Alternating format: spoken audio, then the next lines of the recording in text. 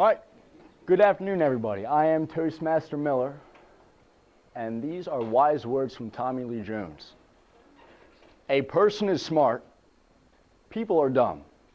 Does anybody know where that quote came from?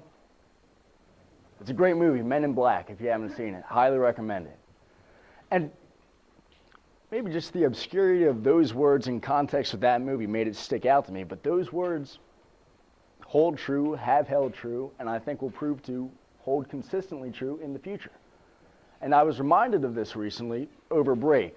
I visited some friends I used to work with in Seattle City, New Jersey, and we were talking about old stories and having a great time. And this one in particular made those words come up again. And I'll summarize the story for you real quick. One day let me back up a second. I used to do beach patrol for Seattle City.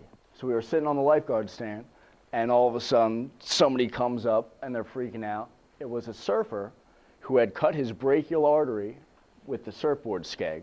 If you don't know what the skeg is, it's the fin towards the back of the board. And if you haven't seen an arterial bleed in person, it's pretty messy.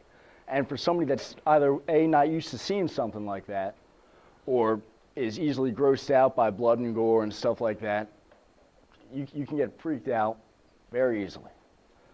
So we wrapped a towel around it, used a little wooden stake to twist up the tourniquet. Ambulance came, took him away, he was fine.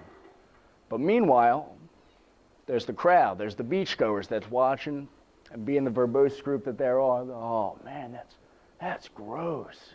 You know, and other medically profound insights. And then one more person spoke up. Folks, I'm a big fan of the First Amendment. But just like it should be illegal to say fire in a movie theater, it should be punishable by law to say shark on a beach. Because people like seeing the bleeding, freak out. Someone takes a look at that cut and say, oh man, was that a shark?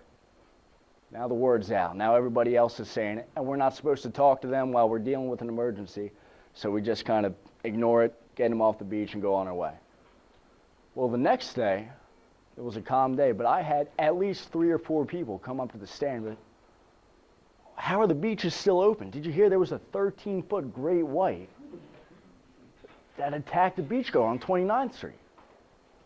I am fascinated by their ability to not only identify, but measure this fictional shark.